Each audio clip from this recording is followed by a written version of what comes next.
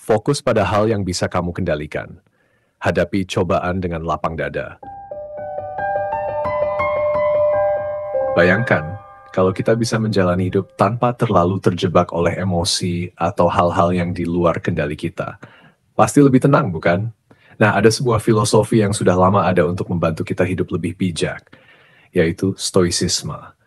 Tapi kali ini, kita nggak akan bahas filsuf-filsuf Eropa atau teori-teori rumit.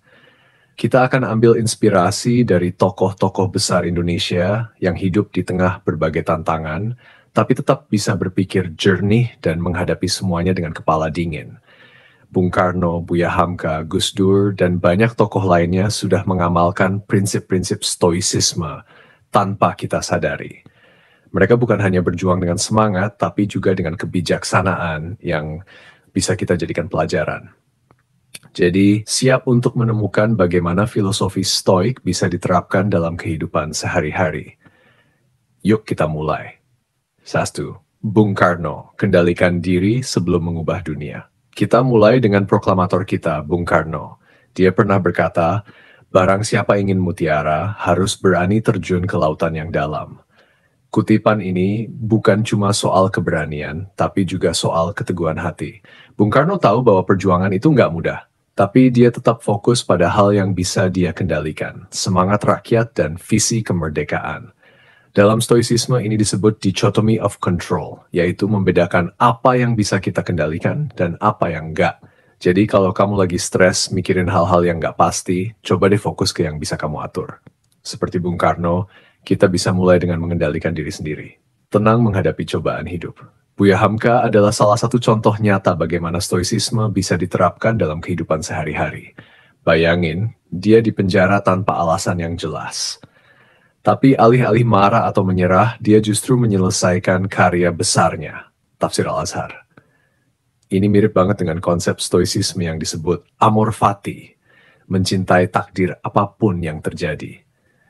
Buya Hamka nggak larut dalam kesedihan. Dia menggunakan waktu sulitnya untuk hal produktif. Pesan dari Buya Hamka jelas, jangan biarkan cobaan hidup menghentikan langkahmu. Alihkan rasa sakit jadi sesuatu yang bermanfaat. Gus Dur, humor sebagai penawar luka. Siapa yang nggak kenal Gus Dur? Mantan Presiden Indonesia ini dikenal dengan gaya humornya yang santai, bahkan dalam situasi paling sulit sekalipun. Gus Dur percaya bahwa tertawa adalah cara terbaik untuk mengatasi rasa sakit. Dalam stoicisme, ini disebut detachment, melepaskan keterikatan emosional pada situasi negatif. Dia sering bilang, gitu aja kok repot. Pesan ini relevan banget buat kita yang sering terlalu serius menghadapi masalah.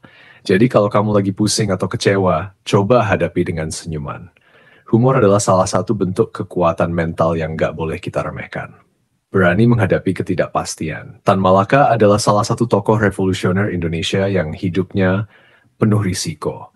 Dia pernah berkata, berpikir itu cahaya, bekerja itu keharusan, dan berani itu mutlak. Dalam stoicisme ada konsep memento mori, yang artinya kita diingatkan bahwa hidup penuh ketidakpastian. Kita nggak tahu kapan cobaan datang atau kapan kesempatan muncul. Tapi itu bukan alasan buat takut. Tan Malaka adalah contoh orang yang tetap teguh meskipun hidupnya penuh ketidakpastian. Pesannya, jangan biarkan rasa takut menghentikan langkahmu. Berani itu mutlak. 5.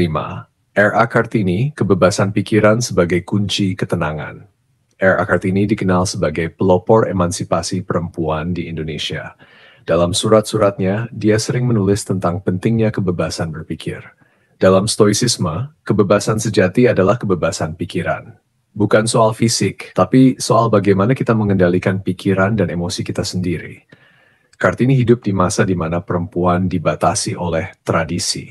Tapi dia nggak membiarkan keadaan membatasi kebebasannya. Dia memilih untuk berpikir bebas dan memperjuangkan hak perempuan. Pelajaran dari Kartini adalah, jangan biarkan keadaan luar mempengaruhi ketenangan batinmu. Mengendalikan diri sebelum memimpin orang lain. Ki Hajar Dewantara adalah sosok yang dikenal dengan semboyannya. Ing ngarsa sung tuladha, ing maja mangun karsa, tut wuri handayani. Artinya seorang pemimpin harus bisa memberi teladan, membangun semangat, dan mendorong orang lain. Tapi sebelum memimpin orang lain, kita harus bisa memimpin diri sendiri. Dalam stoicisme, ini mirip dengan konsep self-discipline. Kita nggak bisa mengubah dunia kalau kita belum bisa mengendalikan diri. Jadi, kalau kamu ingin jadi pemimpin yang baik, mulailah dengan mengendalikan emosi dan pikiranmu sendiri. Penutup pelajaran stoicisme dari tokoh-tokoh Indonesia.